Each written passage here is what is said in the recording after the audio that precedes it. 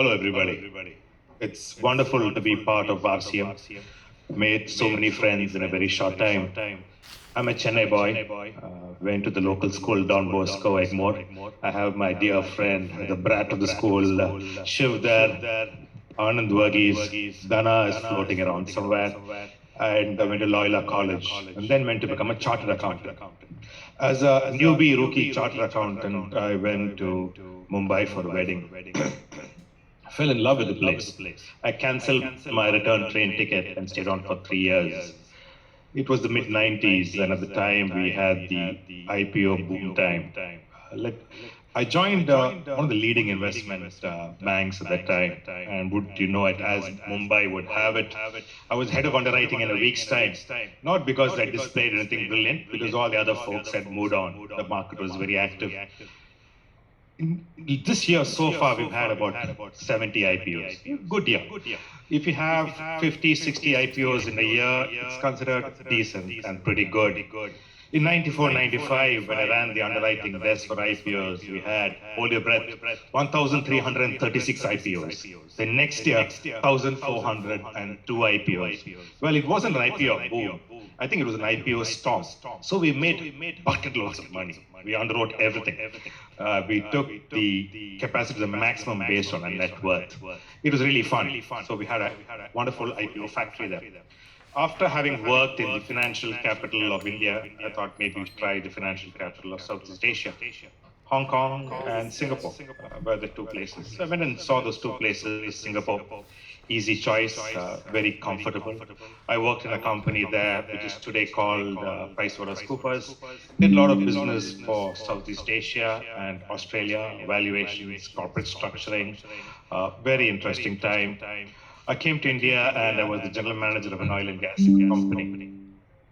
I went on to be the director of corporate finance at KPMG in the Middle East. We did a lot of high-ticket valuations, corporate structuring, financial re-engineering, exciting times. I became the CEO of a listed private equity company at a time when the company was almost sinking. They had record losses. They had not paid directors' remuneration or dividends for years. So I joined. When I looked at the balance sheet, here I am as the ordained captain of the ship. Here comes the CEO, but there's a huge hole in the hull. The balance sheet was completely blown apart. We restructured a bit. We made some bets. And would you believe it, we made profits in the first year. We tripled that, we doubled it next year, 50% more, and then the highest in corporate history. The team was there in the longest period of prosperity.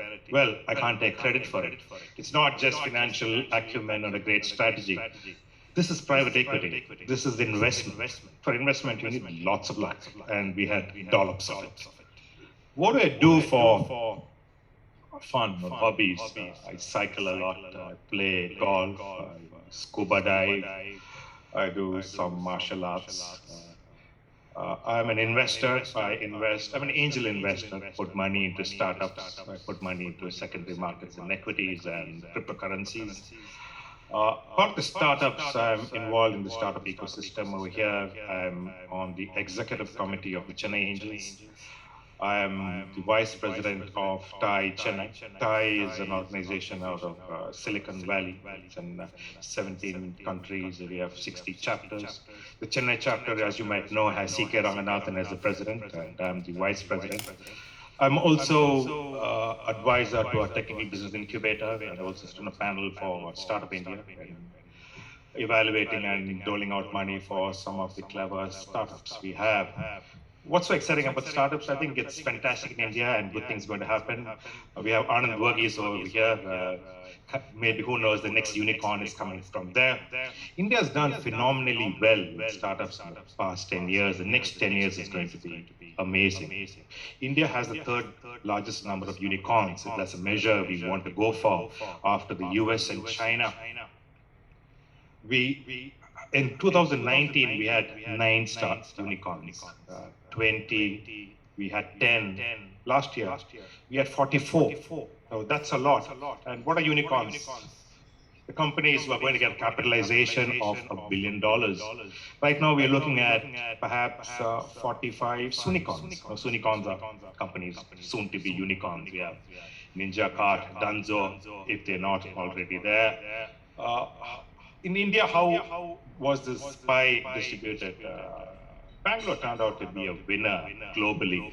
We are the fifth when it comes to global funding. I mean, we have, of course, the Bay Area, which is number one, New York number two, Greater Boston area number three. We have London, and there we have Bangalore. We had about $18 billion and 18 unicorns. What happened to Chennai? Chennai, it's slowly coming up. We had only two last year. We have Chargebee and we had Five Star Business Finance. I think next 10 years in Chennai is going to be interesting.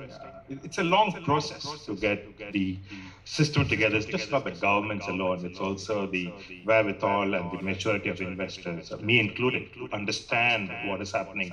Will two become 2030? Why not? In 2017, we produced no unicorns as a country as a whole. And now look where we are. We have 88 of them. What else do I do? These are all perhaps boring stuff. I also put money into cryptocurrencies. I think that's the future. Cryptos, blockchain, metaverse, Web 3.0. This is something for us to learn and adopt. Otherwise, we're going to be all left behind. So I put some modest investments into it. The market has grown. We're looking at a large market of $1.7 trillion.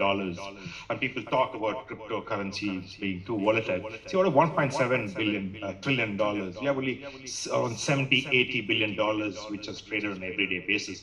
And out of that, 85 is on stable coins. So there isn't really much a problem. The problem is government policy and our thinking. And of course, dubious people have come and jig the market.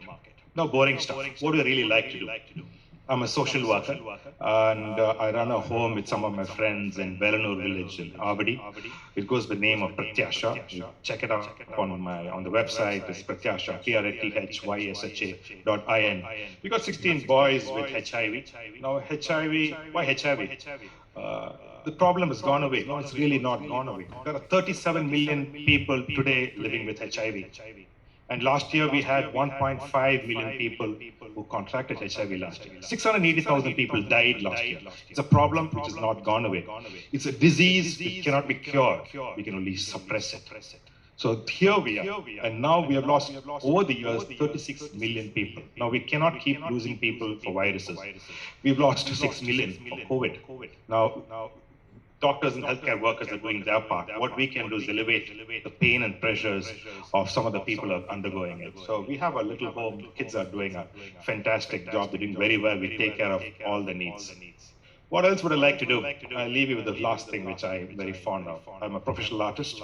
I've held exhibitions in India and abroad. I have a style which is called Bended Reality. I try to change reality into your imagination. Most of my artworks are large. It takes about 6 months to a year to finish a single artwork. You're all welcome to come and take a look at my studio. Every artwork is unique in its own way. It's composition, in style, and technique. And I try to do something which has never been done before. So it goes to a long evolutionary process. So there you have the ego of what I want to do is somewhere there, and my skill is somewhere trying hard to catch up. But and I'm also one of the few artists in the world who have an entire range of merchandise, whether I have my artwork printed on t-shirts, mouse pads, acrylic blocks, on cups, on different medium, along with the traditional on archival paper and print on canvas. But I'm going to show you something which I did many years ago. I have a video with Nanda is going to play for you.